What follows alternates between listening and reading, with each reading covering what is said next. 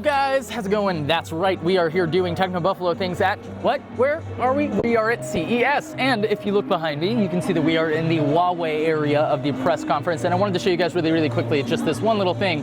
Boom, Nexus 6Ps. I realize they look like Nexus 6Ps, but you see a difference, right? Your eyes don't deceive you. This one is gold. It's not all that gold. It's pretty pale gold. I'd call it like more like a champagne, but it's still definitely a Nexus 6P. Let's see how it compares to the one that I've been using as my daily driver in my pocket. Yeah, I mean, it's a Nexus 6P, so it compares pretty favorably. We've got some fun stuff going on behind us. We've got the Huawei M2 also announced today, and I'm really happy that we got some hands-on time with all the new products. So why don't we go take a look what Huawei's got in store for us this year at 2016's CES. All right, guys, check it out. This is the Huawei Watch Elegant. This screen is really pretty. It's difficult to tell on camera, but it looks so natural. These are exquisitely crafted. These are rose gold, so if that looks a little shiny to you, that's why. Lots of new watch faces, lots of new stuff. Basically, you can stop calling them Huawei now. You can just go ahead and call them Watchway.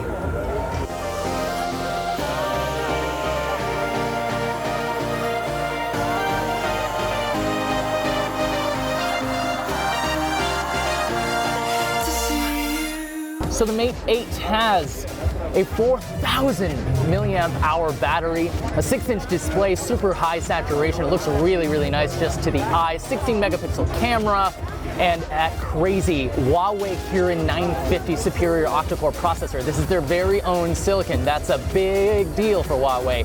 The last time we saw something like that was on the Samsung devices that came out this past year. They moved over to their own Exynos line. This has also got a fingerprint scanner on the back. Looks like the same as the 6Ps, and we know that they do quite well with their fingerprint scanners, so I'm pretty excited to get this thing in at the office, see if we can get this thing a good run through. It feels really nice in the hand. It's really thin. Did not expect it to be quite this thin, and it feels really light too. Feels like a strong piece of hardware without skimping too much on the internals. It's surprisingly thin. Damn. We've got a sort of a champagne over here, and then over here we've got the same exact champagne, so I feel silly. These look a lot and feel a lot like the 6P. It's almost like the 6P's brother. I would love to see something like this running stock Android. Of course, last but not least, this is the MediaPad M2 10.0. This thing comes with this beautiful little stylus here. It feels really nice. Dang. Wow, that's the first time holding it. It doesn't click up at the top, but it feels really comfortable. It feels like the right size, and writing on the screen feels pretty darn good too. I wouldn't say it's like Surface Book good, but it certainly feels better than the iPad Pencil does.